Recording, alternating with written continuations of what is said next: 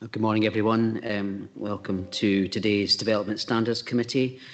This meeting is being recorded, but is also being broadcast live on the Angus Council YouTube channel. And can I remind all those joining us remotely to turn their microphones to mute, please, unless they wish to speak, and they should do so by raising their hands remotely. Can also remind members that under Standing Order 13, remote members attending hybrid meetings where quasi-judicial and regulatory matters are being considered will not be permitted to participate by audio only and must have their video and camera functions switched on. So moving on to the agenda, are there any apologies for absence, Laura, this morning? Thank you, Convener. Apologies from Councillor Tommy Stewart. Thank you. Do members in the room or online have any declarations of interest or statements of transparency this morning? I see no hands either. We can move on. Thank you. Agenda item 3 under building warrants. This committee is asked to note during the period the 7th September to the 11th of October 2024 a total of 58 building warrants, 4 demolition warrants and 30 amendments to warrants have been approved with an estimated cost of £11,532,245. Is that noted by committee? Noted. Thank you. Under delegated decisions, again, the committee is asked to note during the same period, the 7th September to the 11th of October, a total of 87 applications have been approved and 3 refused under the Planning Act through the scheme of delegation to council officers. And again, a copy of the list of delegated applications have been sent to every member. And again, is this noted? Thank you. The minute of the previous meeting, we submit for approval as a correct record the minute of the meeting held on the 17th September of this year. Is there anybody got any comments or amendments required to the minute? The minute's approved. Thank you very much. Okay, we have a few items on the agenda today. Agenda item 6 relates to report 306/24.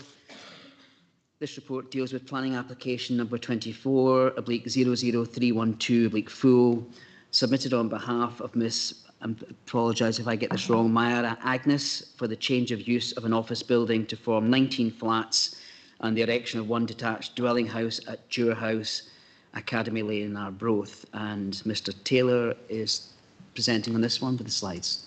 Head over to you. Thank you, Convener, and good morning, members.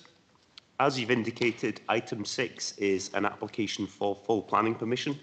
It relates to the redevelopment of the former council office at Dewar House, Academy Lane, Arbroath, and the proposal is for the change of use and alterations to the office building to form 19 new dwellings.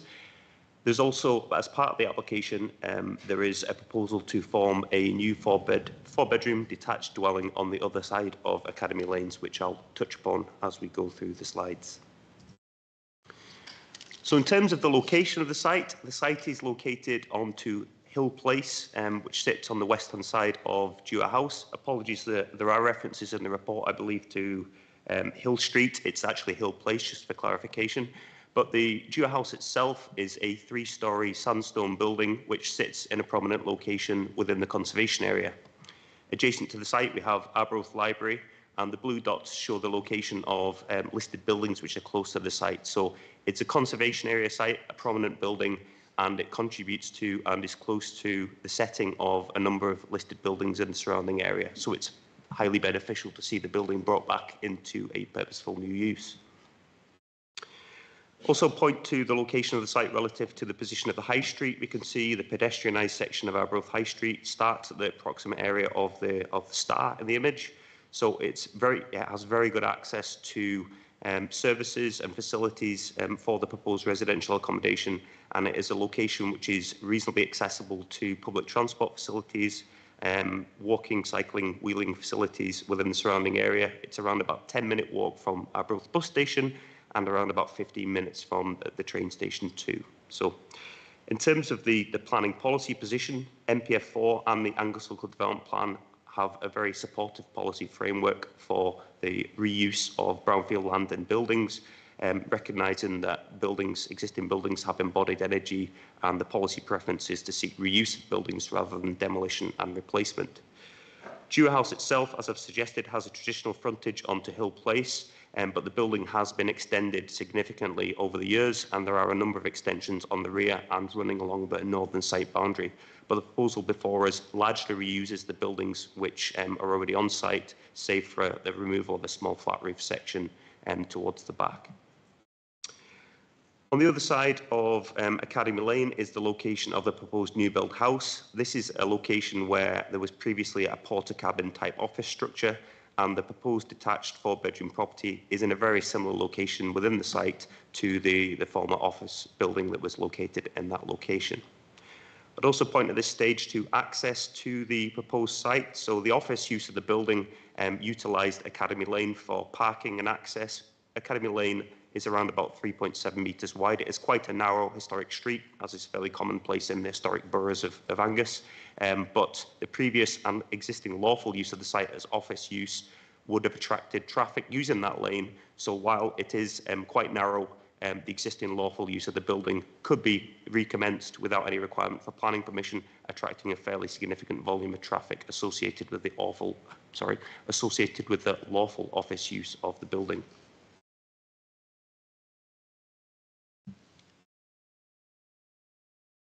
Moving on to a wee bit more detail of what's before us. On the bottom right-hand side, we have the roof plan of the site. So the building would be, as I've suggested, largely retained in its current form, utilising existing window openings.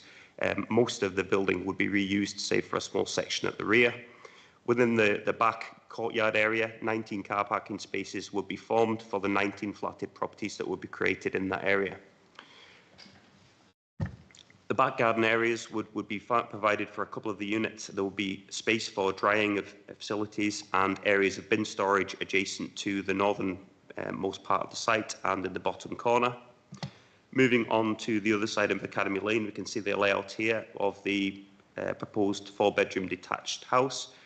Alterations have been made during the life of the application, both to remove the overall number of units proposed in the application from 22 to 20, and the dwelling itself, the detail of that has been altered so that first floor overlooking is towards the rose garden to the south of the site, avoiding amenity impacts on the neighbouring property immediately to the north of the site.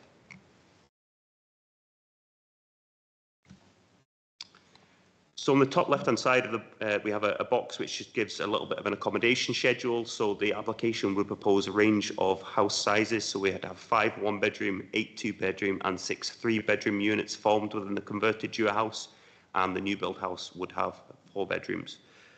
The top left-hand side image shows the sort of conservation area elevation of Dewar house. So the building on the left will be largely unaltered. Very limited alterations to the part of the building on the right-hand side. The first floor bay windows would have central mullions inserted, and I think there's currently a central window which is currently blocked up. That would be reopened as part of the development, and those works, it's considered, would have a beneficial impact on the character and appearance of the wider conservation area, and the works would also help to bring the building back into purposeful use, enhancing the setting of adjacent listed buildings. Bottom left, we have an elevation of the rear of the building. So as you can see, it's been subject to numerous extensions over the years, a collection of ridge roof and flat roof extensions, most of which would be reused.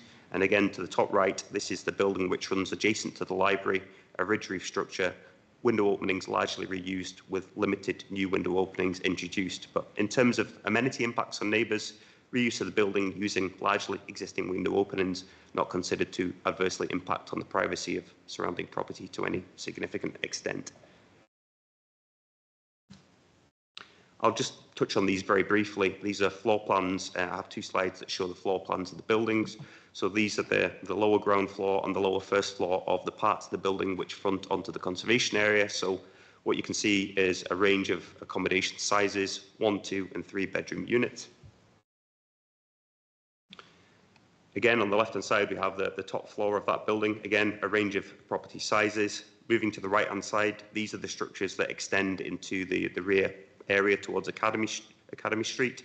3-bedroom units formed in the rectilinear structure which runs adjacent to the library, and a 1-bedroom unit on Academy Lane in the ground floor, and a 3-bedroom unit on the first floor.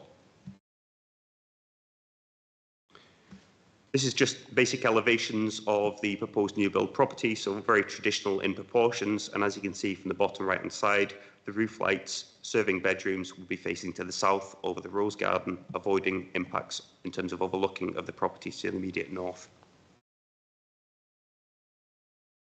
Just got a few photographs then of the site, so we can see the application property is the red sandstone structure in the approximate position of my cursor with the advertising sign in the window.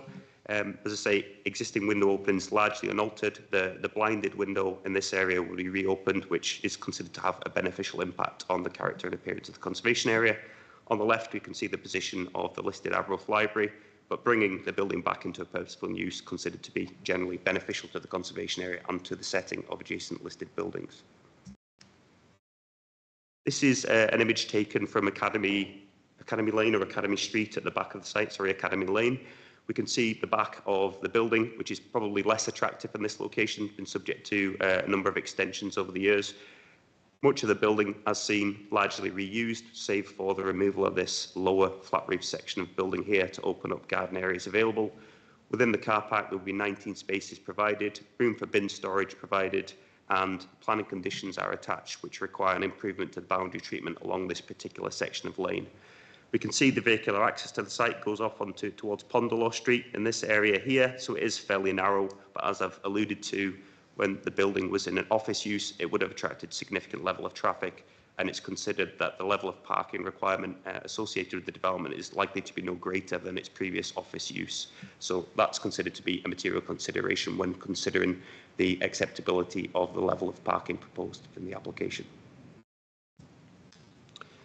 I think this is my final image of the site. This is taken a sort of drone image. It shows mainly the position of the area where the detached new build property would be located. So that would be adjacent to the white vehicle in this approximate position with windows overlooking the rose garden.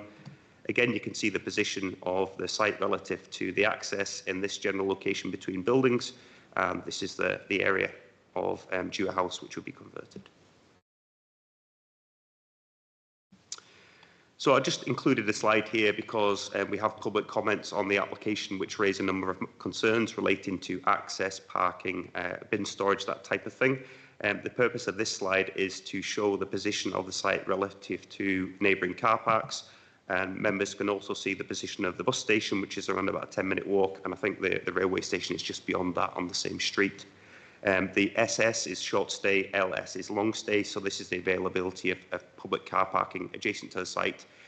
But in terms of the planning policy position with car parking, a development of this scale, of this level of accommodation would normally for Dewar House generate a requirement for 33 car parking spaces. In this case, 19 car parking spaces are proposed, but the road standard and policy in NPF4 allows for a reduction in the requirement of parking or the level of parking provided in situations where a site is in a sustainable location with good access to public transport facilities, and that is very much the case here. So just to sum up, the proposal attracts support from planning policy. A number of comments have been received from the public, from 6 representations, and the matters raised in the public comments are addressed in the report before members. This is an application which has no objections from technical consultees. It would allow for the provision of 5 affordable housing units, and planning conditions are also proposed requiring an open space contribution towards existing open space in the surrounding area. And again, this is a site which is located adjacent to large areas of public open space, so that's considered to be an appropriate solution to meet the requirements of that policy. Planning conditions are also attached in relation to waste management arrangements, delivery of parking, affordable housing, and I've touched upon open space contribution. The application is considered to comply with the development plan policy. It would bring the conservation area building back into a purposeful new use. There are no material considerations in the view of officers which would justify refusal of planning permission contrary to the provisions of the development plan, and on that basis the application is recommended for approval. Thanks, Mr Taylor. First of all, I'm looking for any questions of Mr Taylor from the room. Councillor Cowdery, first of all, welcome to the committee, and you've got a question. Thank you very much. Yes, this is my neck of the woods, and I was really pleased to see, first of all, that one of the conditions was the protection of the wall in between this site and Springfield Park Rose Garden. It's a very special garden. My question was around access to the the bin area, or rather people taking their bins to be left for the refuse collectors, because that is a change to, I guess, what the building was previously used for, which was not lots of residential bins being needed to be put out.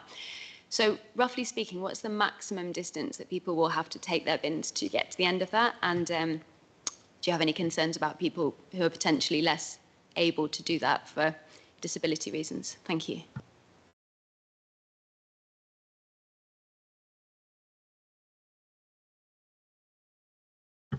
Sorry, I'm just trying to find a helpful slide to show you. To be absolutely honest, I'm not sure what the maximum distance, or if there is such a thing as a maximum distance, but the application has been subject to discussion with our colleagues in Waste Services. And they have indicated that this is a location or this is a type of development where the units would require individual bins for each of the units. So I think that's likely to be, in terms of our current waste standards, I think 3 wheelie bins for each unit and maybe a small caddy for food waste as well. The site is located in a location which is challenging in terms of bin storage provision. I think the previous use of the site had large industrial-sized bins placed on the footway, which is obviously not an ideal solution in a conservation area location. So there's also an issue in terms of access to, I think, the adjacent Pond Law Street, which is closest to the rear of the property, but is a narrow footway position. So the Waste Services has suggested that the appropriate solution in this case is to take the bins towards the south to Hill Terrace end, or the Hill Place end of the public road where there's access for the bin lorry. That is a very short walk, and there's no vehicular access along that route. So that's the suggested route by the Waste Services to provide waste collection. But it is a short walk. It is a level surface.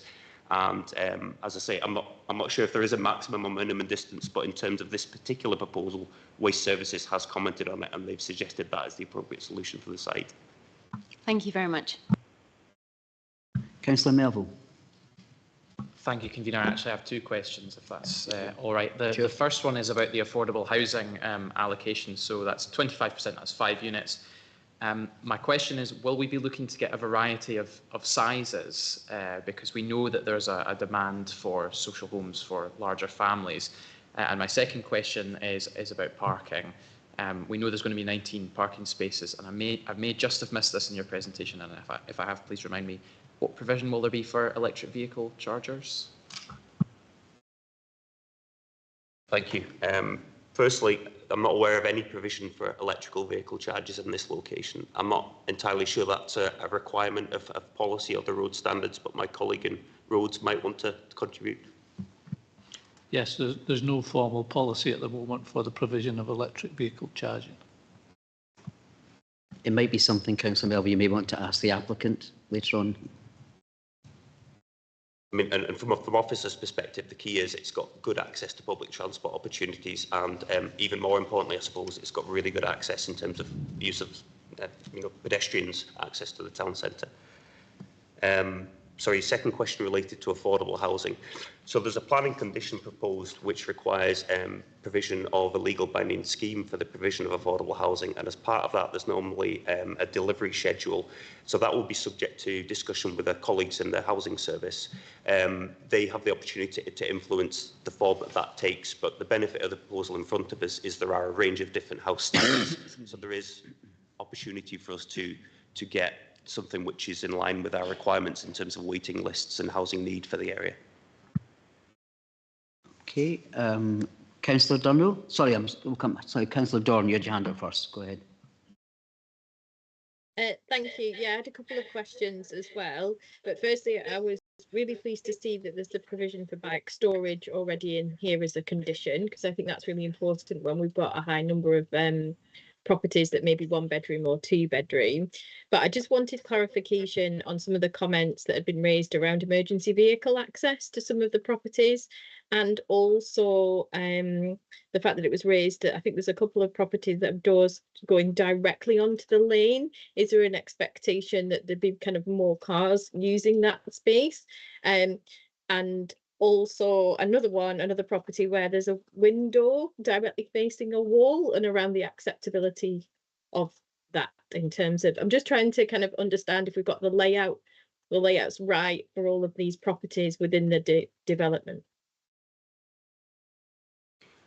Yeah, sure. So firstly, I'll touch upon the position of the proposed new build house and its windows. So hopefully you can see on this floor plan, it is relatively close to boundary walls to the south of the site, but there is very limited boundary treatments to the east. And hopefully you can see in the image that the main lounge area, for example, has windows on 3 sides. So hopefully that should provide ample opportunity for sufficient daylighting of that space. First floor accommodation is obviously elevated at a higher level, so the wall would have less of an impact. Sorry, could you remind me? Yes, okay, thank you, sorry. So the lane, Academy Lane, is currently, I think the objections refer to it being approximately 3.7 metres wide. So my understanding is that it's sufficiently wide for the access for emergency vehicles. My understanding is a maximum width, for example, of an HGV, I think is 2.55 metres. So the lane being 3.7 metres wide should leave ample space for access for emergency vehicles. In terms of traffic utilising the lane, I think that you're correct. There are doors opening directly onto Academy Lane. That's the situation at present. And the office use of the building, having regard to the size of the accommodation, and noting that was also previously an office structure in the overspill car park to the east, that was likely to generate a higher level of traffic than the use we are looking at today. So that could be recreated in terms of the existing lawful use of the building. The demand for traffic vehicle movements is likely to be less as a result of the proposal than could be realised were it returned to its previous lawful use as an office structure. So hopefully that provides a wee bit of comfort at least. Yeah, thank you. Can I just ask a follow up on the lane? Just in that context, then, if there's going to be front doors opening that onto the lane and the access, have we got the correct kind of parking restrictions in this space? Because if a car was to stop or park in that area, then it would limit the access of emergency vehicles. So that's my final question, just to make sure we've got everything we need to have in place and to make sure that doesn't happen. Andy, I don't know if you want to add anything on that one.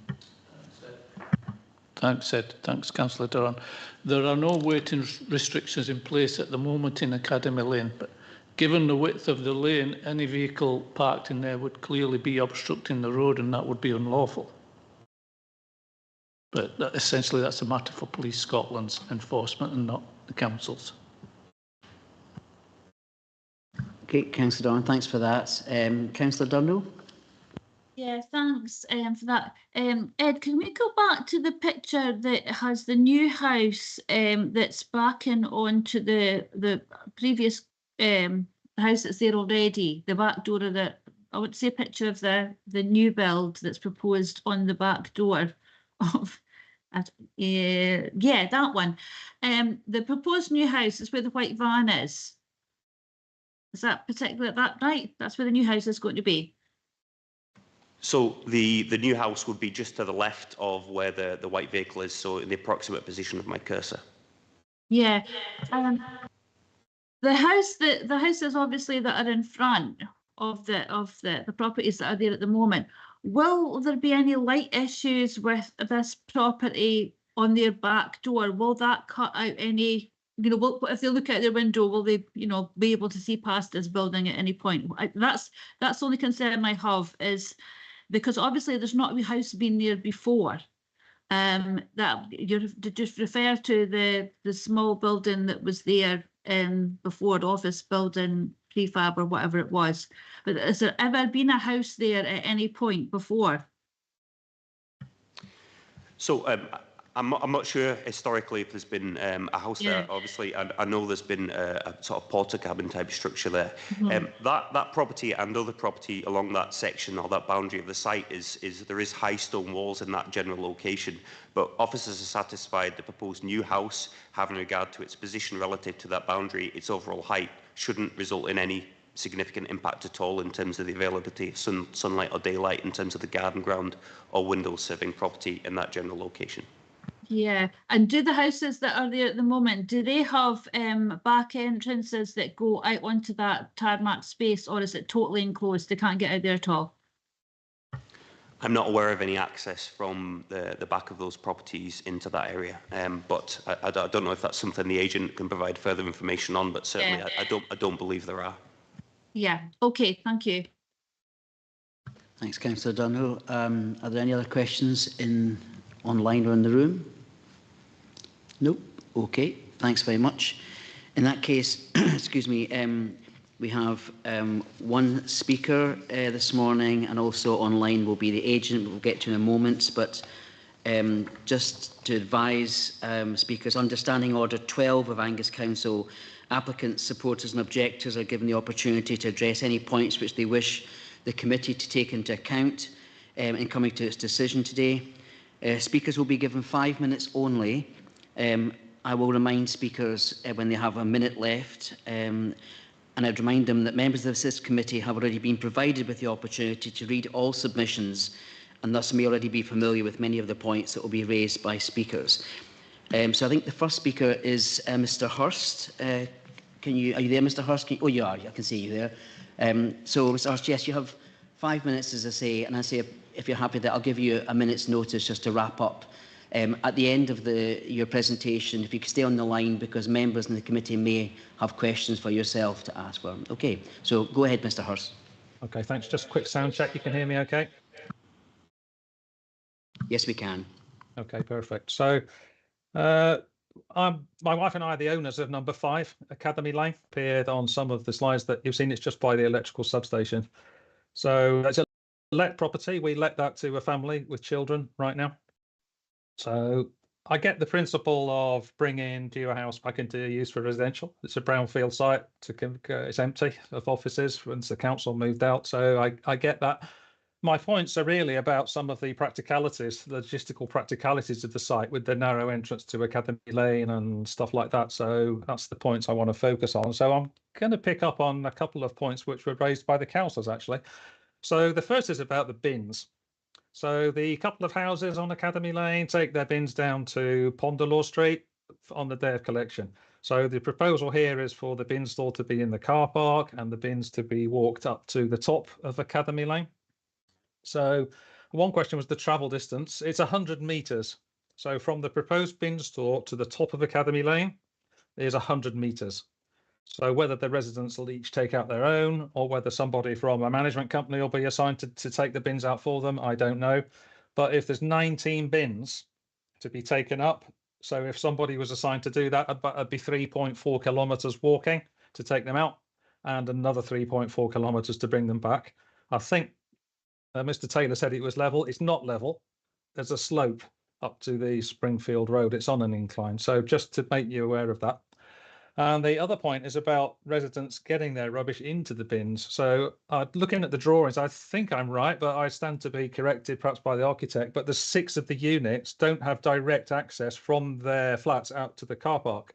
So they'd have to go out the front door on Hill Place, carry their rubbish around the back of the library up Academy Lane to get to the bin store in the car park. So that's to go there and back is 0.3 kilometres for a resident to take out their rubbish. So there is a condition proposed by the officers that a waste management plan should be agreed before the works go ahead, and I think that's a sensible thing.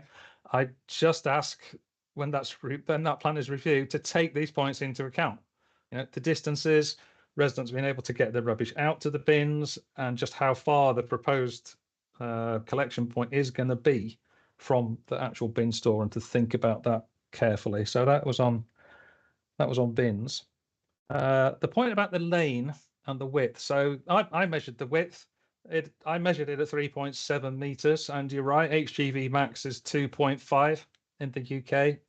HGVs cannot get down the lane. So we've had issues getting stuff delivered, like appliances online came with a fridge freezer, and they weren't going to put the HGV in the lane, because if you subtract it, it's 600 mil either side between an HGV and the wall, and the steps, drain pipes and stuff like that. HGVs will not go into the lane. I can't comment on fire appliances, and so maybe they would, but a delivery truck will not go down there because they'll get stuck. So my concern is, how's the construction actually going to be done? There's a 4-bedroom house to be built. There's groundworks to be done. There's a demolition and a refurbishment to a house. So I'm thinking ready-mix concrete, excavators, pallets of building material, skips, all that kind of stuff. How is it practically going to be done? I don't see it right now, and that is a concern.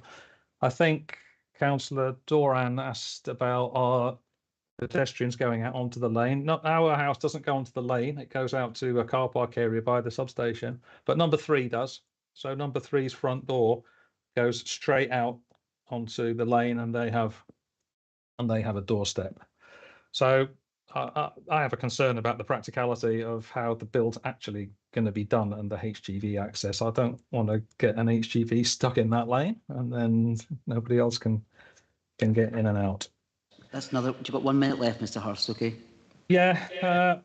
Road safety. So getting out of Academy Lane onto Ponder Law Street, I think it's dangerous personally.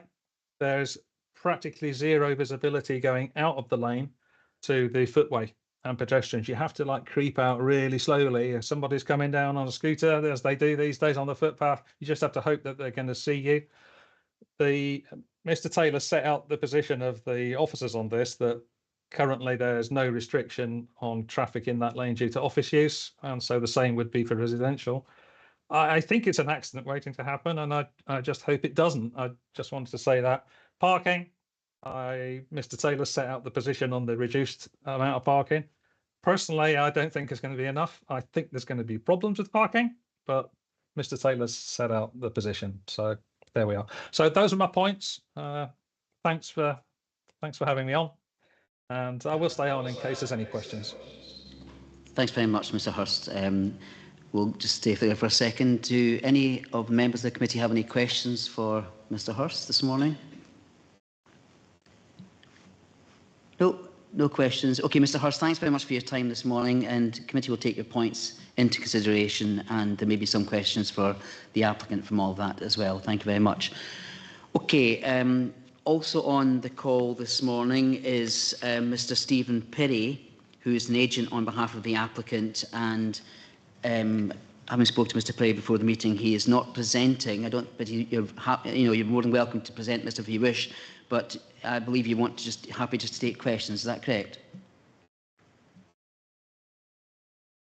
Hi there, Mr. Convener. Yes, I'm happy to take questions. I can give you a bit of background history on the application if you so wish, but Mr. Taylor has presented the case, and it's basically exactly what I would be saying in the first place.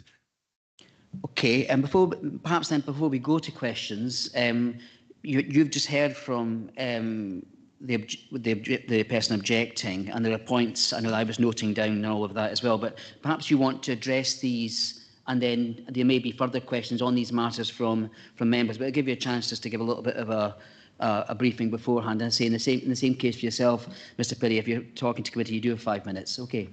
No problem. Thank you. Okay, just to pick up on Mr. Hurst's comments there, the distance from the proposed bin stands to both Ponder Law Street and Hill Terrace is actually 60 metres. That's been measured on site as well as on the digital mapping that we have provided. I understand it is still a bit of a distance to pull a wheelie bin, but it is 60 metres as opposed to 100 mentioned. With regards to the width of the lane itself, it is 3.7 metres wide. Standard dual carriageway is 5.5 metres wide, which means a single lane of traffic is 2.75. We have over a metre of extra space there to allow a vehicle to reverse down there. Our client has had a large van reversed up there for gaining access to the rear car park without issue at all. And as Mr. Taylor has mentioned, there will be a condition attached to the proposals for that rear boundary treatment to be altered, which means the large green fence that's in place just now will be removed.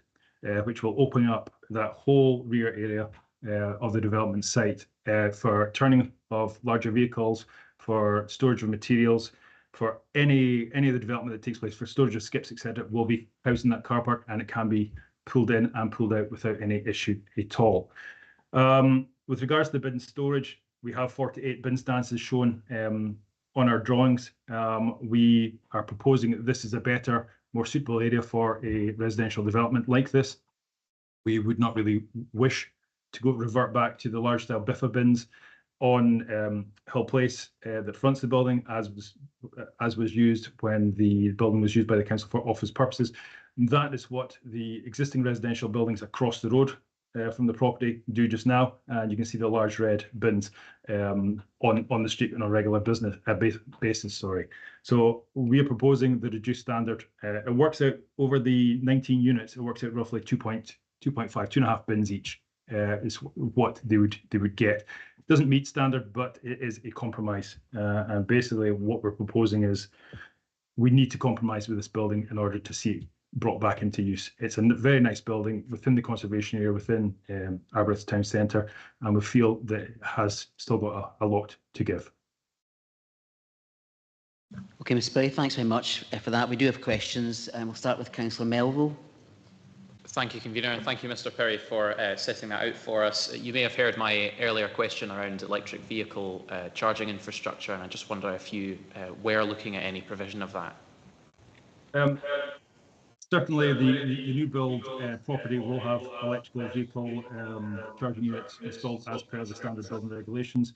I'm not aware of there being a building regulations requirement for platted developments for electrical charging vehicles, but certainly if there was a need for it, we could discuss it with our client, and there could be the potential for putting that in. But with this building being within the town centre or very close to the town centre boundary, we feel that we'd much rather the occupants rely more on public transport and for the train, bus service, etc., rather than relying on electric charging within their rear car park itself.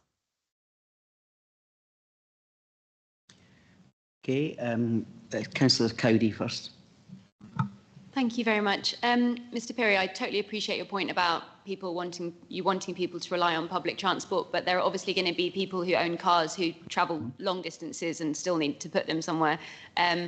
My concern around the parking is actually, it's been made as a comment in the papers that Arbroath Medical Centre is actually the nearest car park. I think I'm right in saying it's a private car park and people shouldn't park in it, but it's just across the road. And I just wondered, I know that the medical centre is actually my doctor. I know they have issues with people using that car park when they shouldn't already. And I wondered if you've just had any consultation with them, or you have any thoughts on how you might be able to mitigate any effect of their car park being used. Thank you. Well, no, we haven't had any consultation with the medical centre itself. It's not something we've really discussed with our client, I must admit. Certainly, it could be potential. We could have a chat with our client.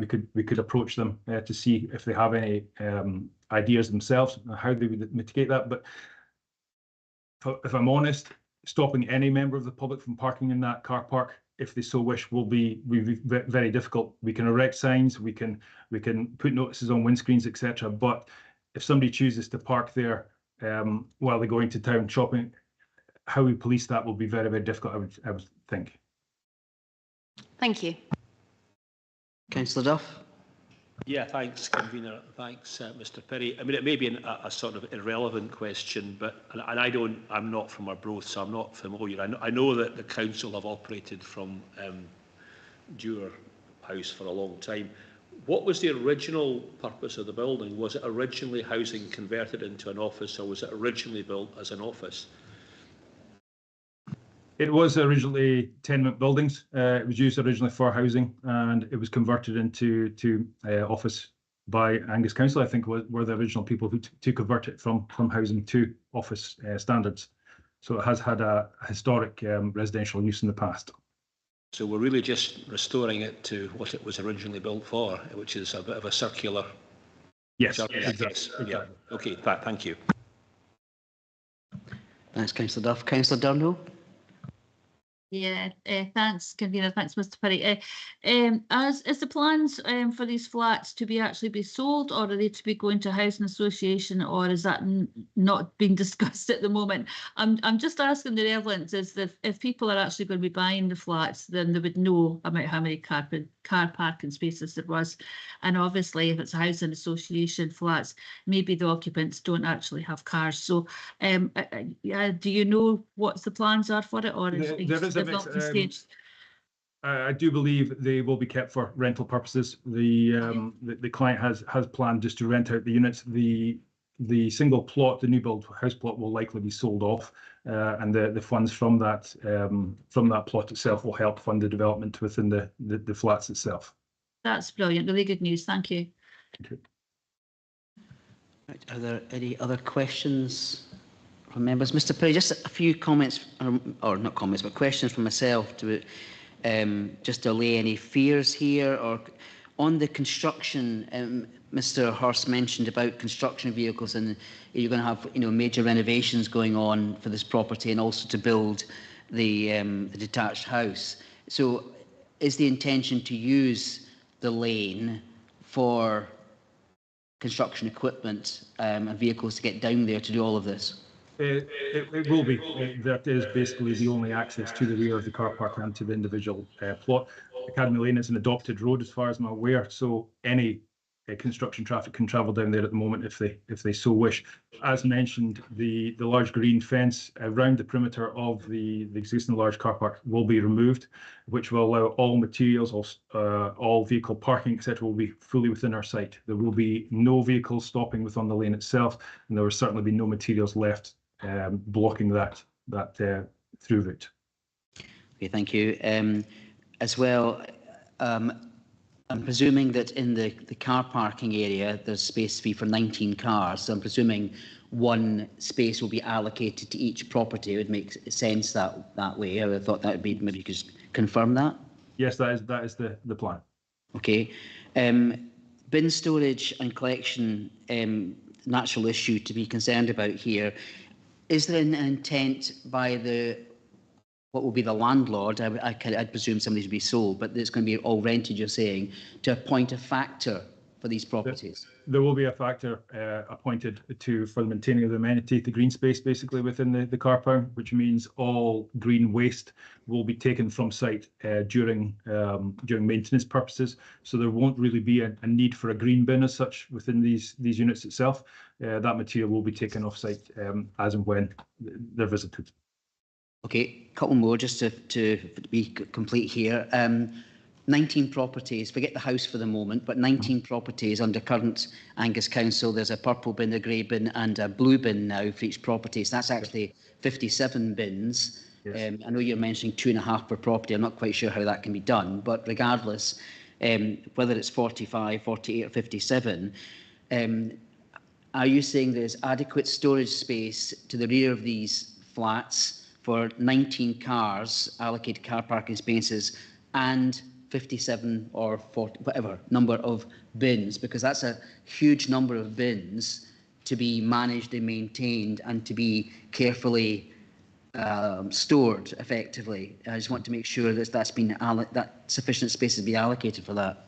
No, I understand exactly where you're coming from. We have shown 48 bin stand spaces at the moment. There is space for more, but it will be to the detriment of the amenity green space that we've shown on the plans.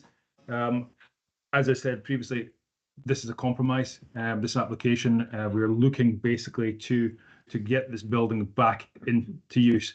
At present, when it was used by Angus Council as offices, as Mr. Taylor mentioned, large biffa bins were put on the main street in Hill Place in front, as well as individual black wheelie bins parked in front of the building as well, which were then dragged through the library gardens before they're brought onto the street.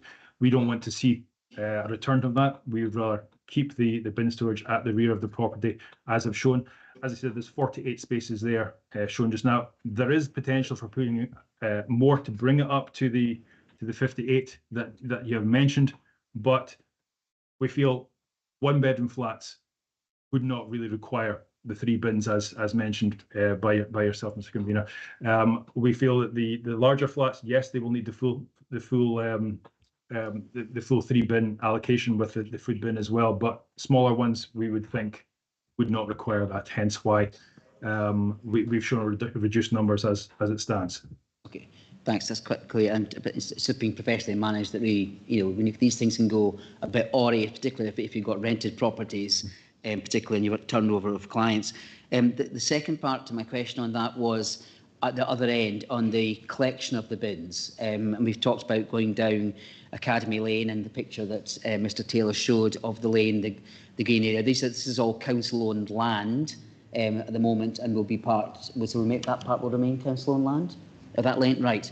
So that part there. So again, from a delivery of the bins there ready for collection, what is in your a condition of this would be for a waste management plan, as we referred to. So what would be your plan for suitable storage there? Because I wouldn't like to see bins just rolled along there willy-nilly all over the place and ready for collection. No, I 100% agree with you. The last thing you want to do is see wheelie bins blowing about on windy conditions as we had the past couple of days. I think what we would have to do is speak to Waste Management and agree that some form of bin stance enclosure was constructed at the end of Academy Lane for housing these units, because within the green space, as you've shown there, if it's possible. Just something, it doesn't have to be too big. As you mentioned, you're looking at 19 bins maximum at any one time will be within that facility itself. But I think some form of enclosure will have to be done, and it may be that it's included within the conditions with the application should it move forward for approval. Okay, and my final question was just on the issue of the lane and access onto Ponderlaw Street and safety here, and that is public right of way and maintained road. Is there anything, maybe it's actually for Mr. Barnes here, is there anything we can do with that lane, Mr. Barnes, to prevent any cars speeding up the lane to access to the street, bearing in mind the pavement either side and a blocked view, either with some sort of speed restriction, hump or whatever in there? I know it's a bit, I'm just trying to cover all bases here. Yeah, thanks, Convener. No, given the width of the lane is really narrow at 3.7 metres, so that really is natural traffic calming in itself. Add that to the constraints of the lane and the reduced visibility at the junction with the public road, and that all helps in reducing traffic speeds. Thanks for that. I think it's a question for Councillor Beattie. Thanks, Convener. Mr. Perry, one of the points raised by Mr. Hurst was that there were 6 properties that didn't have access out the back to the bin storage. Can you clarify that for me, please? Yes, certainly. Basically, he is referring to the right-hand units within the main part of Dewar House itself, which I think is unit 3 and 6 on the ground floor, and units 8 and 11 on the right-hand side itself. They don't have direct access to the car park, but the left-hand units, there is direct access from the main Hill Place right through the building into the car park itself. So they do not have to go right round the library building as mentioned by Mr. Hurst. They basically just come out the front door, turn right, and then cut back in through the existing part of the building itself to get back into direct access to the car park. Okay, thank you, Mr. Perry. Thanks, Councillor Beattie. And no further questions? Oh, sorry, Councillor Dorn, missed you, sorry. Sorry, I just have one final one, and it does relate to bins as well. I'm just following this conversation around the challenges of it. I'm actually not going to presume the answer to this one, but has the option for space for a large communal bins been looked at rather than separate individual bins for all the residents? Basically, the issue with the large communal bins is bin collection day. It's getting these large, because the bin lorry itself will not reverse up Academy Lane. Individual bins have to be taken down to either Ponderlaw or Hill Terrace as shown. So the only position we could actually store these large communal bins would be on Hill Place itself in the front of the building, as per what Angus Council did when they used it as an office itself.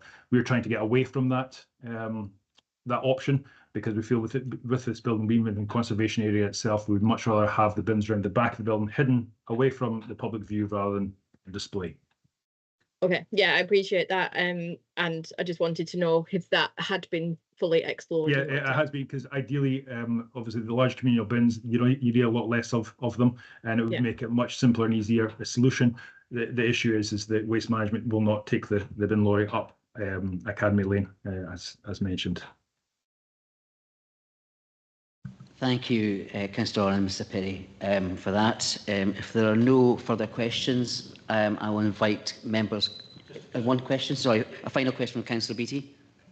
And just to reiterate, that individuals, residents, will be responsible for removing their own rubbish and the bins to the pick-up point.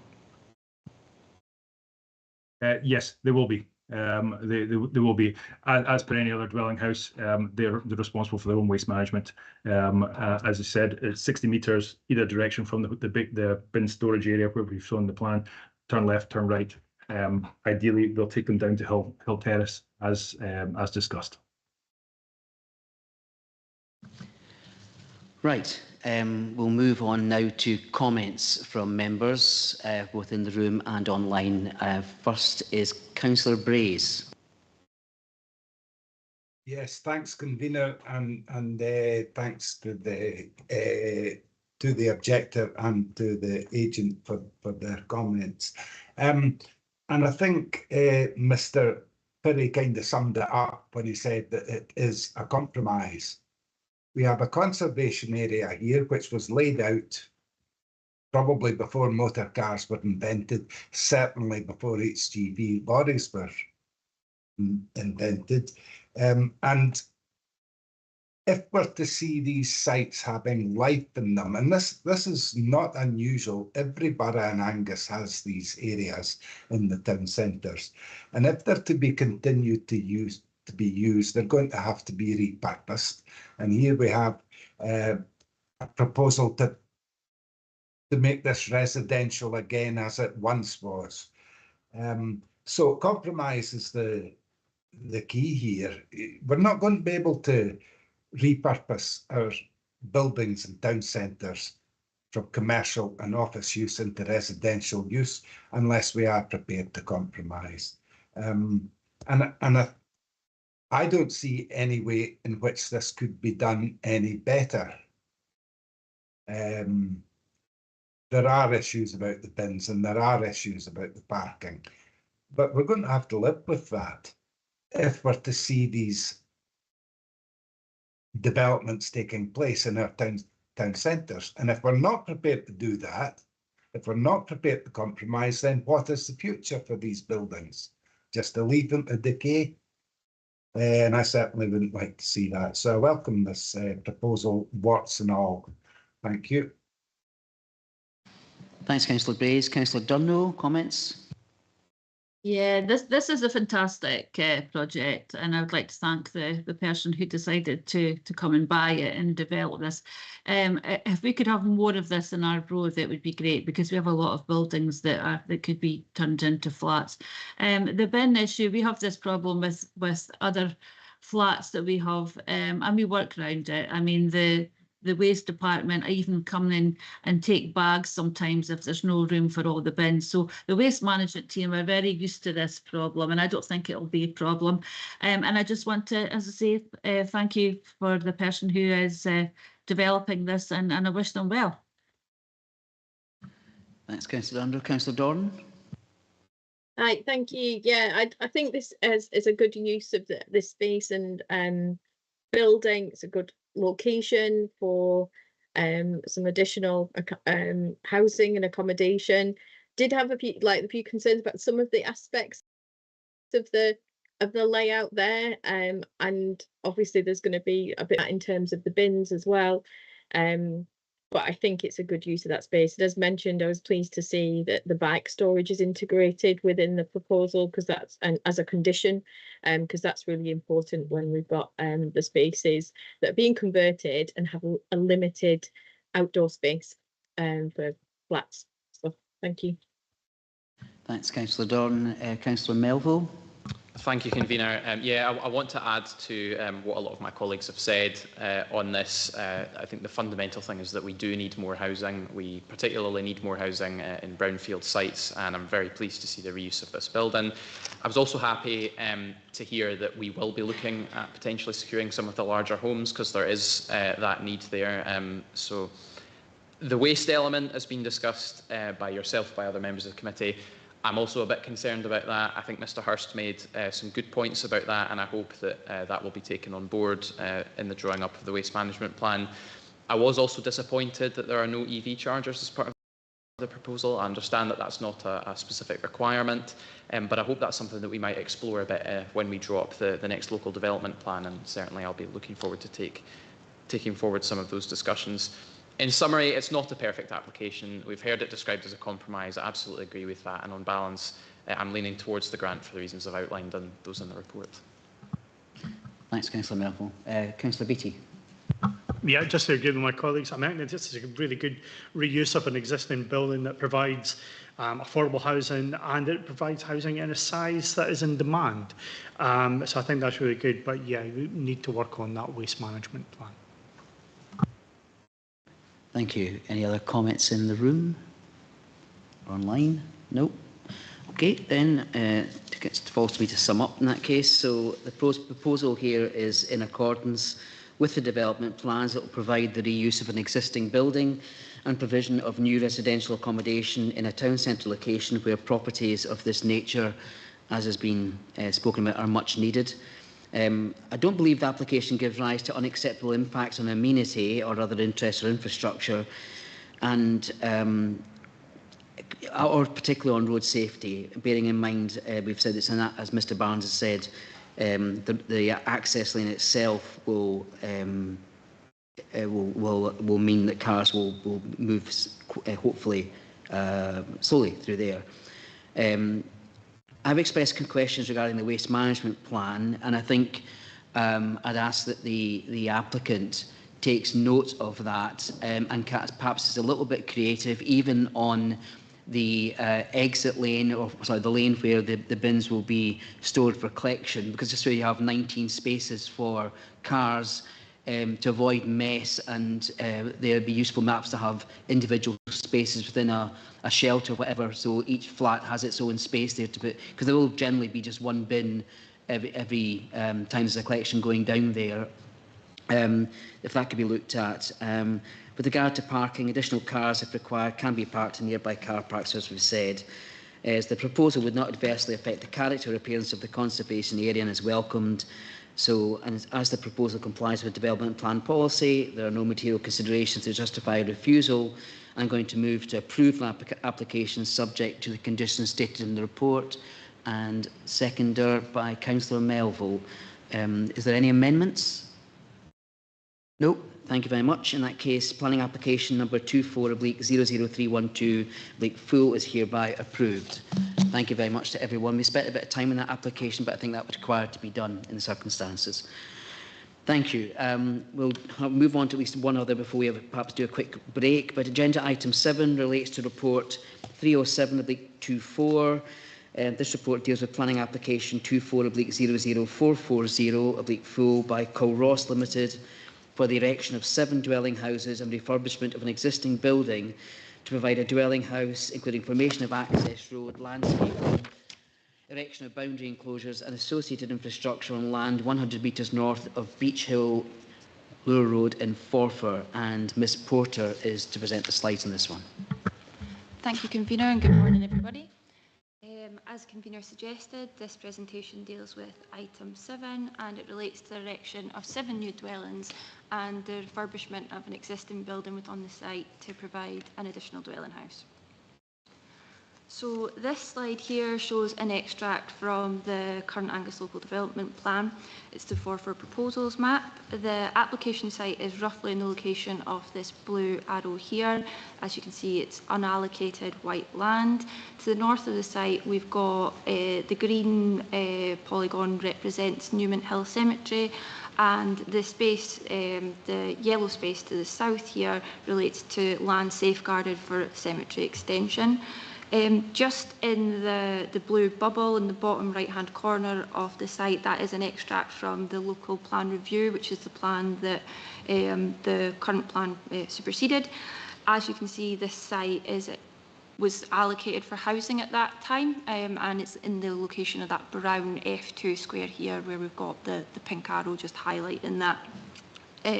So coming back to current policy, MPF 4 Policy 16 seeks to encourage and promote and facilitate the delivery of high quality, affordable and sustainable homes in the right location, and it indicates that development proposals for new houses on land on unallocated sites will only be supported in limited circumstances, but that does include smaller scale opportunities within existing settlement boundaries. It's also worth noting at this stage, and it's highlighted in the history section of the report before members, that there have been previous iterations for this redevelopment of this site.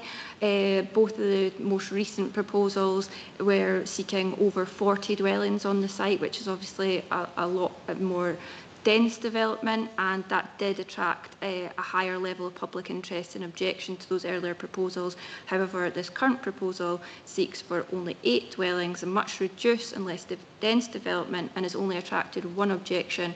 However, as the council still owns the land, that single objection requires the application to be determined by committee. This slide here shows the proposed layout for the site. As you can see, we've got 7 new build dwellings, which are 5 indicated down the right hand side of the image here, and these 2 on the left hand side. The existing property is this building here. So the 7 new build dwellings consist of 4 different house types. They're all 1 3/4 stories high and are either 4 or 5 bedroom units. The existing 1 3/4 story stone and slate building in this area of the site, that's to be renovated to form a 4-bedroom dwelling. The area in the northwest of the site, which is here, is an existing woodland space that would be retained and be used as open space for the development. And you can also see that there are proposed links to the existing footpath network that runs along the southern boundary of the site, and access would be taken via an existing access that serves the sheltered housing accommodation located here. This slide just shows you some of the main elevations of the 4 house types, and the central image is just a 3D visualisation of this bottom house type on the bottom left-hand corner. Materials would be regulated by condition, and the sustainability statement submitted by the applicant does indicate that solar panels and air source heat pumps would be provided for each of the dwellings, and it does state that they would envision the EV charging points would be provided within all the dwellings as well. This slide here shows the existing building on the site, the stone and slate building. The 2 elevations on the top of the image are the current condition of the building, the existing elevations. The 2 images on the bottom half of the slide are proposed elevations. As you can see, there's an addition of a small porch on the east elevation and minor reconfiguration of existing window openings, but generally the main form of the existing building on the site would be retained. This slide here shows an aerial image of the application site. Obviously, the application site is roughly outlined by the red polygon here. It just gives you a bit more, a bit more context of the site. Again, the cemetery is shown to the north and on the right-hand side here. Cemetery, land safeguarded for a cemetery extension to the south here.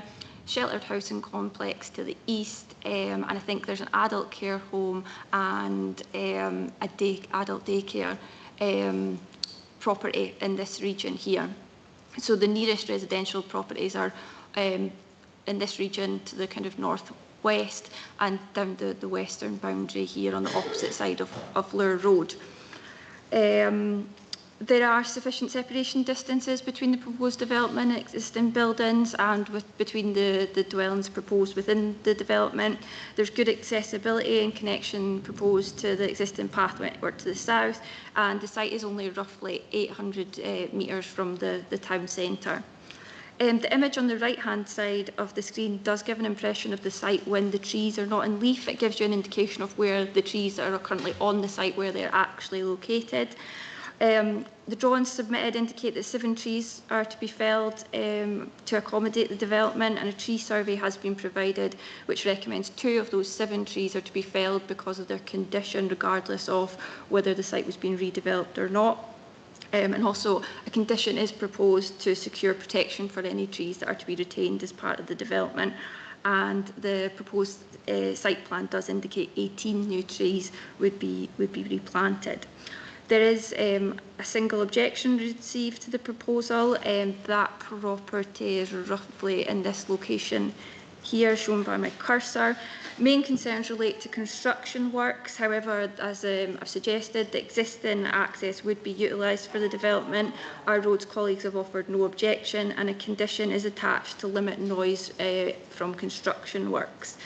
As part of that objection, they also do raise concerns regarding impacts on wildlife.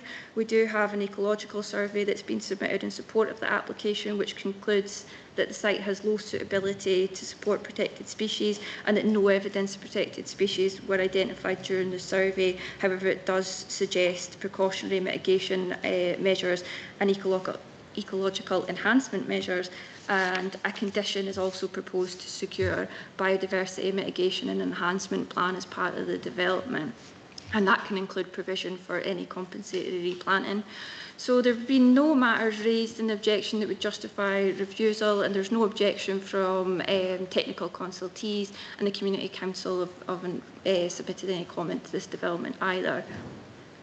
So just returning to the proposed layout, the proposal provides for a small-scale residential development on a site that's within a development boundary which was previously allocated for housing, and the proposal would be provided in a manner that would not give rise to unacceptable impacts on amenity, would be of acceptable design, and would retain the overall woodland character of the site.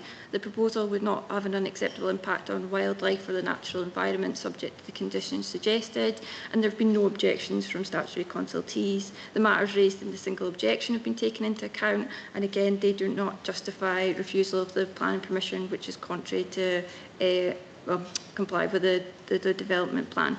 Therefore, the application is recommended for approval, subject to the conditions set out in the report before you. Great, thank you, Ms Porter. That's super. Do members have any questions for Ms Porter? Councillor Beattie. Yeah, thanks, Steph. One of the things that's come up is the archaeology of the site, and that there might be some human remains still in the site. And also there's a structure, a circular structure in the northwest corner. I know that that's going to be retained by the trees, but do we know what that is? Make sure the mic's on. There is a condition that requires a written scheme of investigation which will investigate that matter, and we would share that with our archaeology colleagues who would provide specialist feedback and comment on that. Thank you very much. Sorry, Councillor Cowdery.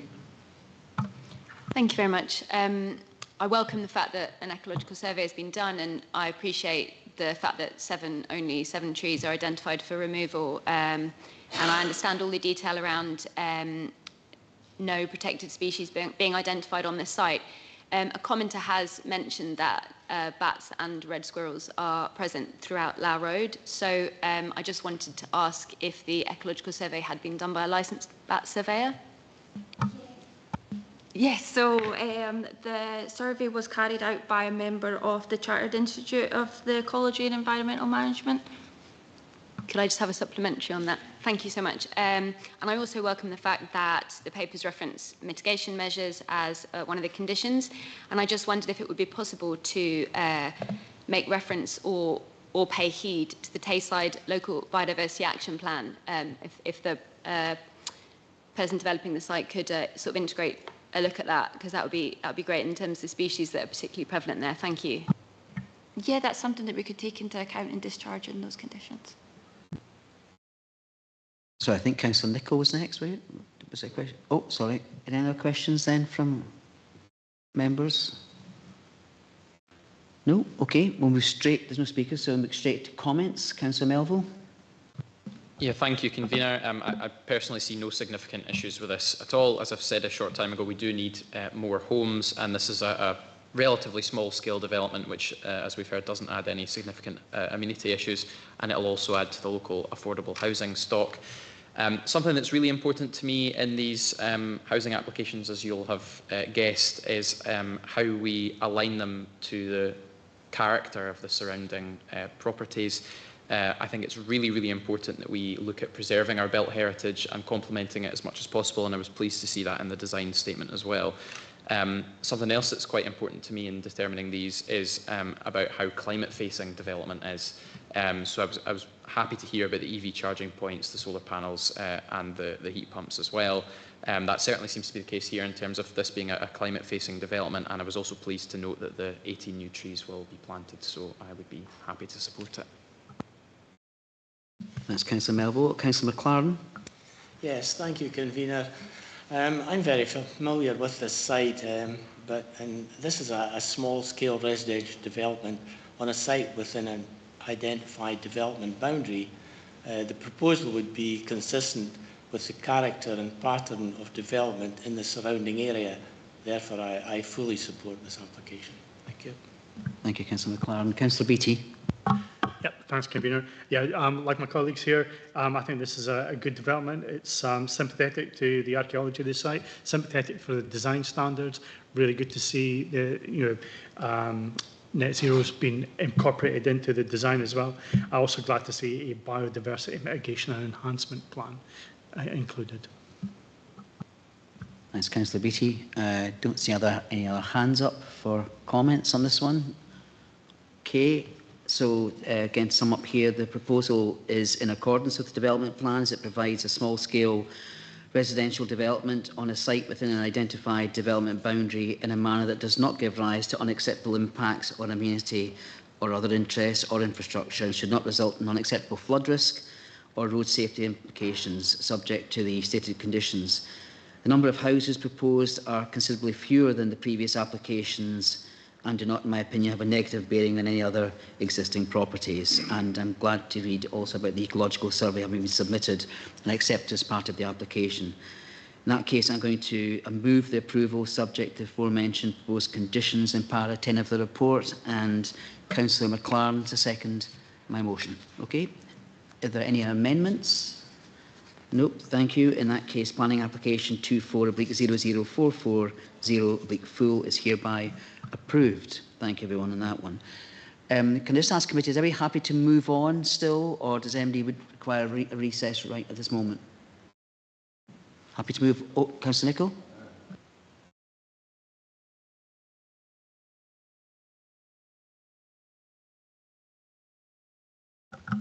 I've misjudged my time, and I've got an X-ray at Arbroath Infirmary at 12:30, and I'll stay in the meeting as long as I can, and I might have to move midway through an item.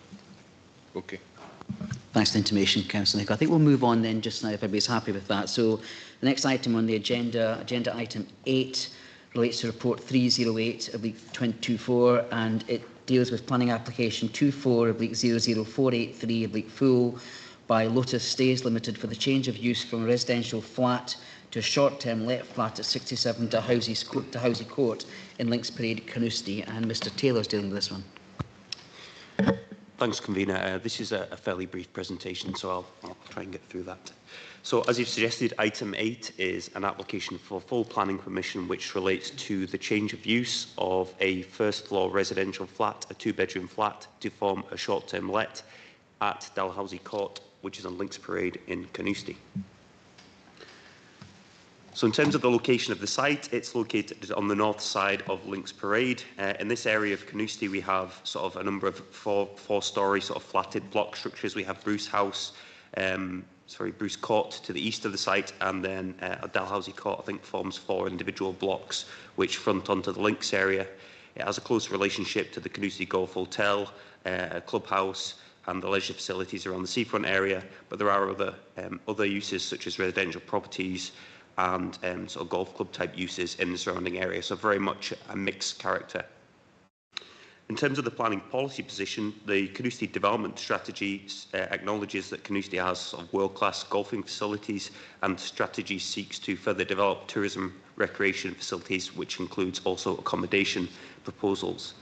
Policy is supportive of tourism development where identified impacts can be mitigated. And before I move on to the next slide, I just point out the location of the site is shown in yellow, and the blue dots adjacent show positions where developments of very similar nature have been approved. So in the westerlymost block at Dalhousie Court, there is a two-bedroom flat which has been approved for short-term let use. and to the east we have 2 properties within the large Bruce Court development, which have also been approved for short-term let use. There are no other properties within this particular block of 19 flats which have been granted planning permission for change use at this stage, so it's still very much a block which is residential in character. On the left-hand side, we have a site plan, so it shows the parts of the first floor which would be occupied by the change of use. Moving to the right-hand side, we have the floor plan of the structure, and the relevant things to point to in this slide are the position of the access, which is, well, this is the first floor plan, but the position of the access is would be underneath where the northerlymost bedroom serving that property would be. Persons accessing the property from the car parking area would go past a very limited number of neighbouring properties before they reach the flat, so they would come round the corner, straight into the stairwell or lift, and the lift and stairwell is directly opposite the access to the first floor flat. But as you can see, it's a relatively small-scale residential property, so impacts associated with its use are unlikely to be significantly different to residential use of the site.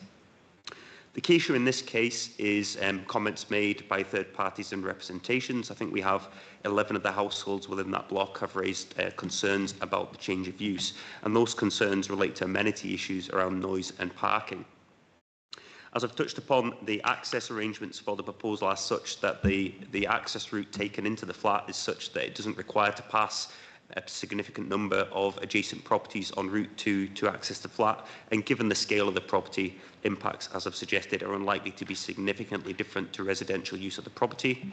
There is a parking area with sort of numbered parking serving each of the properties within that block, and some additional visitor parking spaces. But as I've noted, in terms of consistency in decision-making process, there have been applications and approvals for a similar level of development in adjacent blocks. There are no other short-term let uses within this particular block, and it's considered that the change of use of a single property as part of that block is unlikely to change the residential character of it. And as an additional control, we have the short-term licensing regime, which provides, as I say, an additional degree of control were there any significant issues in terms of how the property would operate. But generally speaking, it's considered that the operation of the use is unlikely to give rise to significant impacts. My final slide is just to show you a photograph of the unit. So you can see at the bottom we have the access point, and in the foreground we have the parking area. The flat would have its 2 bedrooms on the left-hand side and its main living space on the right-hand side. But it is a relatively small-scale property, and consequently impacts are considered to be unlikely to be significantly different to residential use of the property. The application has no objections from technical consultees. It's consistent with the development strategy to provide additional visitor accommodation, and as I've touched upon, the short-term licensing regime provides an additional degree of control. The proposal is considered to comply with the development plan policy. While the comments raised in representations are noted, they are not considered to give rise to any material considerations which would justify refusal of planning permission, and on that basis the application is recommended for approval. Thanks, Mr. Taylor. There are speakers. Any questions from members for Mr. Taylor on this one? Councillor Dorn. Thank you. I just wanted to ask a question around this, the issue of insurance that was mentioned in a couple of the responses received to this application. And I'm not sure where that has come from, but it says that accepting this would then invalidate the insurance for the other properties, for the building itself. I just wondered, is that something that is a material consideration, or something that we should take into account when we're looking at how individual units within our development are used? Thank you, Councillor Doran. As you'll see from section 7.3 of the report, where the bullet points of representation are raised, we identify that matters relating to things like insurance are not material planning considerations, and it's not appropriate for us to consider those matters in our assessment of the land use planning merits of the case. Thank you. Any other questions for Mr. Taylor on this one? No? Okay, can we go to any comments? Is there any comments from any members? Councillor Melville? Thank you, Convener. I've said this many times before, so you'll all be sick of hearing it, but when it comes to short-term lets, my policy is always that we need to strike the right balance between long-term accommodation as well as providing holiday accommodation for people.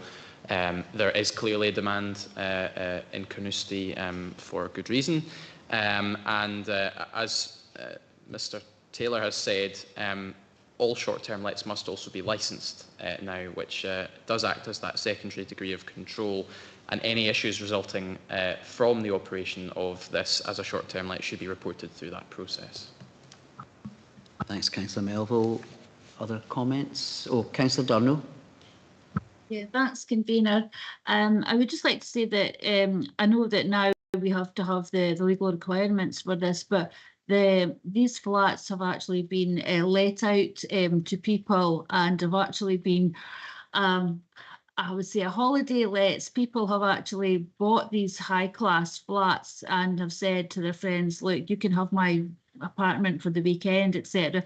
But I do feel for the residents because, as I say, they were high-value flats when they first came out. It was a luxury ownership.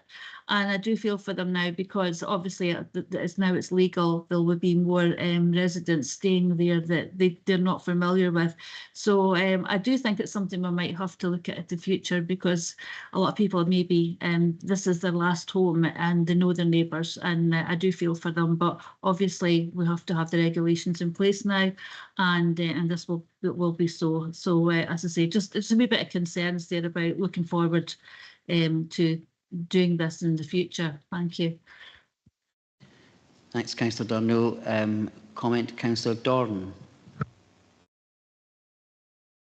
Thank you. Similar, I think it is about kind of striking a balance between the need for holiday and accommodation, but also the needs of residents and availability of homes. And I think Councillor Durno makes a really good point because when you've got these flatted developments, the numbers of permanent residencies need to be taken into account because we don't want people to be isolated within these settings. But that's something that needs to be looked at more broadly, I think. But for this one, I'm happy to support it. Thanks, Councillor Dorn. Any other comments from members? No? Okay. In that case, from one point of view, as we have heard, the proposal seeks to change the use of a two-bedroom first-floor residential flat to a short-term let. I think the key issue is whether this type of use can be accommodated in this type of property without giving rise to unacceptable impact to neighbours. Available information indicates that while there are no other short-term lets properties within this block, there are others in other areas of the Housie Court and in Bruce Court next door. This proposal would provide additional tourist accommodation. It's a location where access is controlled and even normal residential use of the property may attract visitors unfamiliar to other residents. The property is reasonably modest in size and is unlikely that a properly run short-term let use would result in significantly different impacts on the amenity of neighbours than could arise through its use as a dwelling anyway. The overall character of the block would remain residential in nature.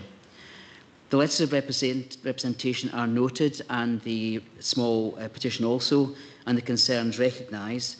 However, many of the issues raised relate to the management of short-term let accommodation and matters that could be regulated through the associated licensing regime anyway. As such, I'm going to move approval, subject to the aforementioned proposed conditions in paragraph 10 of the report. And do I have a seconder? Councillor Melville. Any amendments? No, thank you. In that case, planning application number 24/00483 is hereby approved. Thank you. We just have one more to go through and then planning application notice. If we're happy to proceed. Agenda item 9 relates to report 309/24 and the report deals with planning application 24/00470 by Sirius Echo Dev Teeling Limited for the formation of a section of access track, extension to the consented access road and alternative point of access into the consented battery storage facility on land 800 metres northeast of Gaggy Farm and in Kellis. Gaggy, thank you very much for that. And Ms Porter, you're going to present on this one. Thank you, Convener. So yes, essentially this application relates to an extension to a consented access road to serve a battery storage facility. And this first slide here is intended to give you a rough indication of where the development's located.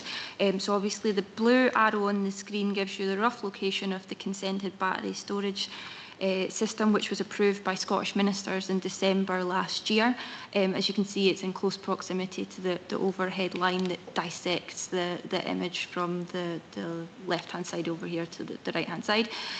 This area here might look familiar to members. It's the Wellbank solar development, which was approved earlier on. And this is the Chapel Road that kind of dissects the centre of image in the north-south direction. Obviously, we've got Wellbank here on the right-hand side and Kellis just down here to the south. So this image before you is the proposed site plan, and I'll break it down to make it a bit more understandable. So the consented battery storage system facility is located by the kind of in this area here, and it's indicated by the kind of greyed out triangle. And again, the overhead lines dissect the top corner of this image, and Chapel Road is on the east, down the right hand side. So the application site is outlined in red. However, like I said, I've tried to break it down to a kind of more digestible form. So the area that is outlined in the dashed orange polygon, that relates to an existing track. So there's an existing track that goes from Chapel Road towards Brookdale property and then heads southwest towards a number of properties just off the screen there. So that is existing. The applicant does not propose any works to that area,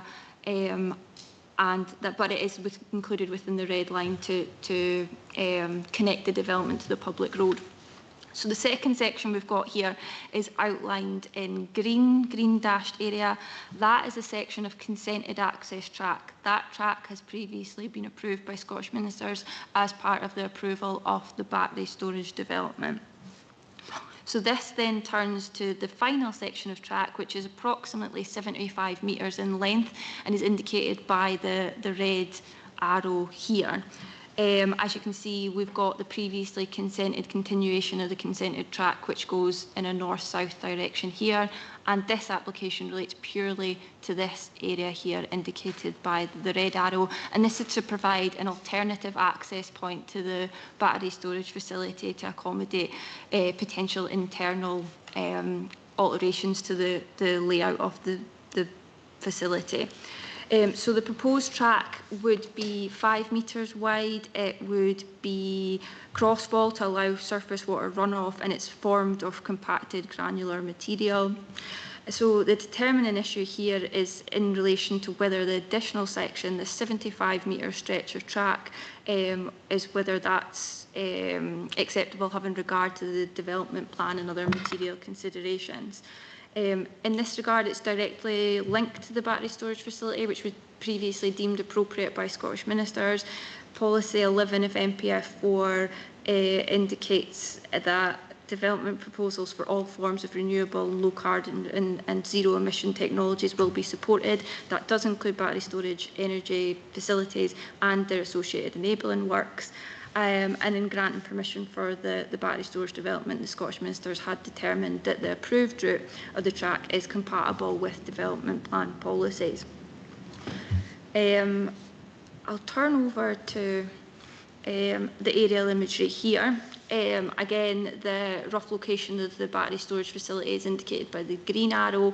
You can see a faint line that dissects the image.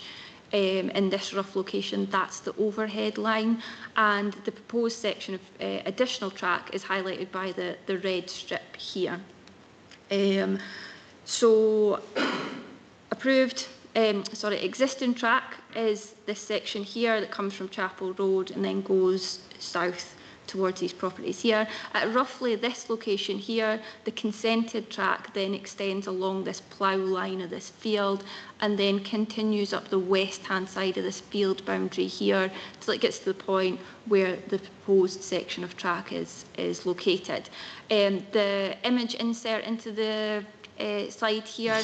That gives you an indication of the rough location of where the proposed new section of track is. The consented track would come up the west-hand side of this dyke and would travel towards the battery storage facility in roughly this direction, and the battery storage facility would be located here.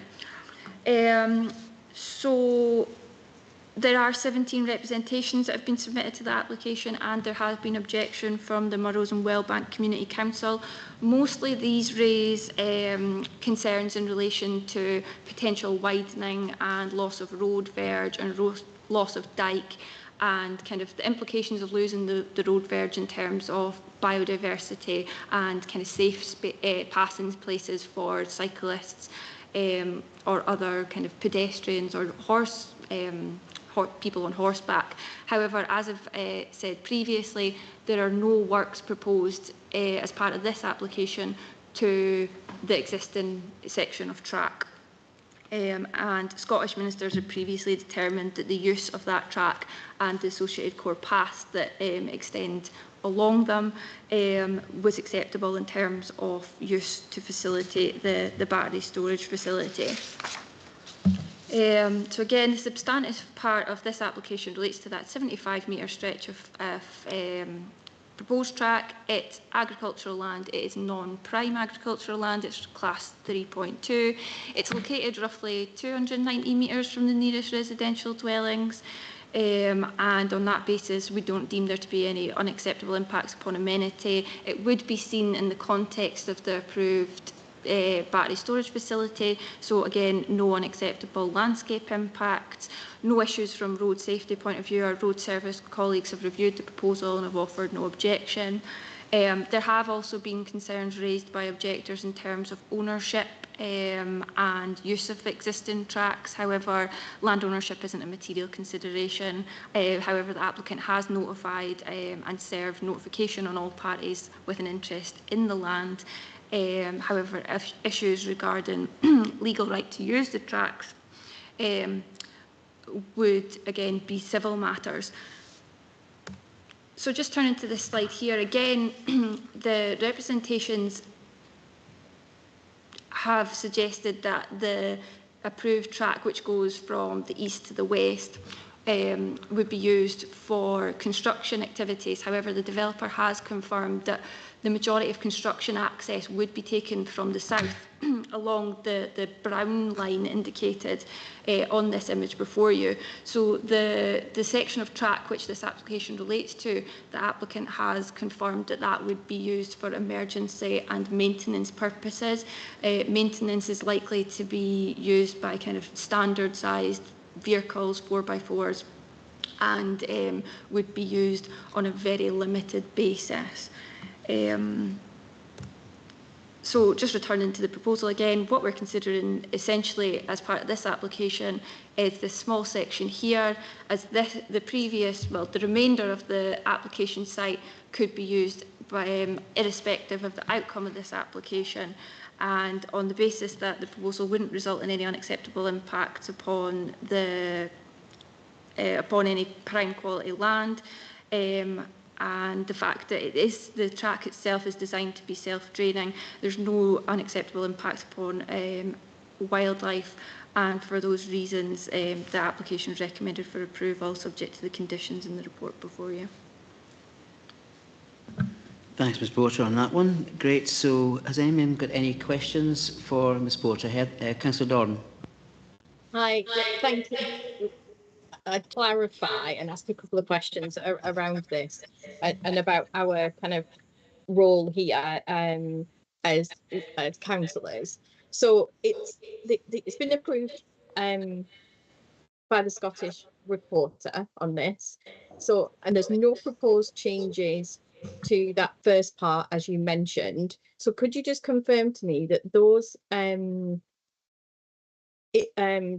issues raised by the community council, do they all refer to that first part of the track and not that 75-metre part of the track?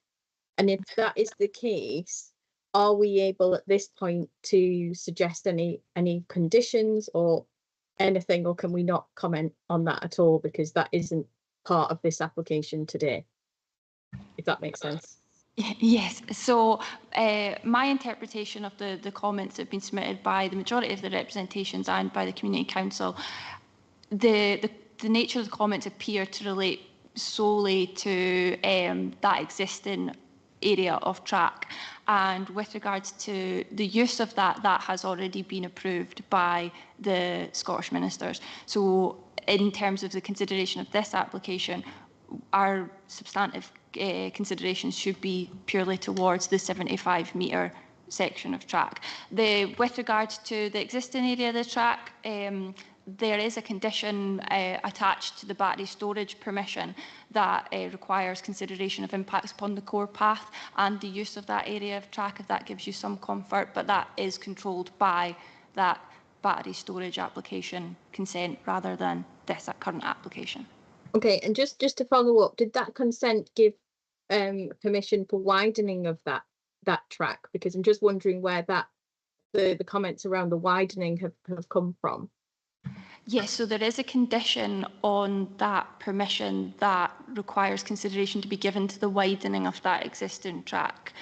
However, that is covered by that consent. It's not a matter for us to consider as part of this application. However, those comments were provided at a time where the construction traffic was intended to come along this track. Since the time that those comments were provided, the direction of the construction traffic has changed from the east and now comes up the south. And as I suggested earlier in the presentation, this section of track is now only intended to be used for emergency traffic rather than construction traffic. Okay, thank you. That's Councillor Dunn. I'll just actually let Councillor Nicholl come in for the question first. I know he's wanting to get away. Thank you. Currently, the Scottish Office has approved access to this site. The 70-metre extension, would it be right to say that it is just to make it more usable, the site, and more practical, and for no other reason than that and a good idea? Yes, so it's just intended to give the applicant an alternative access point. As you can see on this slide that's still on the screen, the consented route is the slightly greyed out image just to the right-hand side of the red image within the red circle. So this is an additional section just to allow them to accommodate any kind of reconfiguration within the facility to allow a different access point into the site, yeah. Okay, Councillor Dowdy. Sorry, Councillor Cowdy, apologies. That's the first. Thank you very much. Yeah, just on the back of Councillor Doran's questioning, just so I'm absolutely clear, could you just pop up that picture, the photograph of the for want of a better, the field. So is that a dry stone wall that I'm seeing in the middle of that? Yes, it is. So the access track that is consented is intended to go up the west-hand side of that. It crosses over the field boundaries through an existing access gate at the southern, south kind of east corner of that field, and like I said, comes through the existing field gate and then goes up the west-hand side of the field boundary, the dike that's on that image there. So when the track then changes direction for the proposed section, there's no need to cross through any stone dike, so that would be retained. Thank you very much. Councillor Melville. Yeah, thank you. It likewise follows on from what Councillor Doran was saying. Obviously, we are solely focused on the last section of this path. The existing consent does allow them to expand the path. I don't know if it would be worth insisting on some sort of condition that protects the verges and the and things like this in this new section of track. I'm just thinking out loud there, just to try and allay some of the fears of some of the residents, and also to seek that assurance from them. Yes, so in relation to the section of track that we're considering just now, there are no road verges. It's only the earlier section of the existing track. Okay, any other questions for Ms. Porter? If not, we'll move on to comments. Any comments from any members? Councillor Beattie. Yeah, thanks, Convener. Yeah, I mean, I totally appreciate the strength of feeling and the effort that the committee have put into their objections. But I mean, these really relate to an application that's already been consented. It's not within our gift to change that. So we've been asked to approve this 75-metre section of track. I don't see any reason why we can't. Thank you, Councillor Beattie. Any other comments? Oh, Councillor Doran. Yeah, thank you. I had a number of things I wanted to raise around that path, because I think it would have been helpful if we could have discussed that and maybe put some conditions in around the use. But like as mentioned, Councillor Doran, can I just come in for a second? We really are only dealing with 75 metres. That's the only part we can affect today. So if comments need to be restricted to that, I think. Okay, I think my concern is around how the paths are used, because we're discussing that 75-metre section, but they could be used from either direction, and that's difficult. But I think we've not really got much option in what we do today.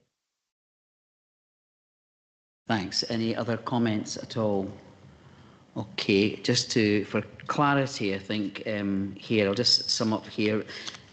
Scottish ministers have granted consent for the formation of a battery energy storage system on the land northeast of Gagey Farm, and that permission already allows for the use of an existing track and the formation of a new track connecting the storage system with Chapel Road to East, as we've heard. Condition 5 of the consent relates to the requirement to agree the final site layout, which includes associated infrastructure, substation layout and the track serving development anyway. This applicant seeks a very minor alteration to the route of the new track, already approved by the above consent, to meet the needs of the distribution network operator. The rerouting would affect a stretch of track, as we've heard, measuring only 75 metres in length. The minor revision to the location of the new track, I believe, doesn't give rise to any materially different impacts than that route already approved by Scottish ministers. Technical consultees have raised no objection to the application. Third parties and the Community Council have raised concerns regarding the use of the existing track and the impact of the new track. But again, the use of the existing track and formation of the new track has already been consented by the Scottish Government. As such, I am going to move approval, subject to the aforementioned proposed conditions, again in para 10 of the report. And do I have a seconder, please? Councillor Beattie, seconds. Any amendments? No, thanks very much. In that case, planning application 24/00470 is hereby approved. Thanks, everyone. Just one last item on the agenda, which we'll move forward with. Councillor Nicholl, I think you're about to leave anyway. That's fine. Thank you. Thank you very much. Agenda item 10 is a proposal application notice. It's report 310/24. And advises committee that the PAN has been submitted on behalf of El Asset Company 1 Limited for a major development involving a battery energy storage system with a capacity up to 49.9 megawatts on land at Sir William Smith Road, Kirkton Industrial Estate, Arbroath. Committee is invited to identify issues which it would like to see addressed in any planning application that is subsequently submitted. The recommendation in the paper and report is that the committee notes the key issues in paragraph 4 of the report at this pre-application stage, and it is required to advise of any other issues it considers should be addressed in the planning application that is subsequently submitted. So, Mr Taylor, if you want to briefly give us a summary of this one, and then we'll look at members' concerns or issues. Thanks, Convener. You've covered certainly the items in the title slide, so I'll just move on from that. So the location of the proposed battery storage system will be within Kirkton Industrial Estate, and you can see on the proposals map that's in the northwest of the town.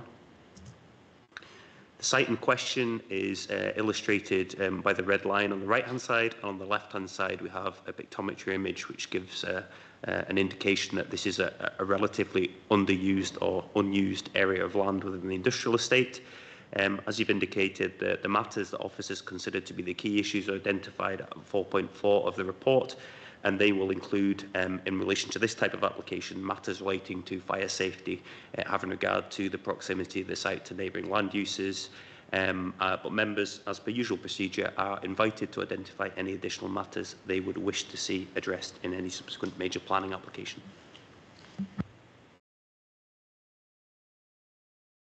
we'll start in that case with Councillor Beattie. Yeah, thanks, Convener. Just one thing, it might actually be included in paragraph 4.4 under one of the bullet points there, but given the nature of the site and the location, could we have something about site security in there as well?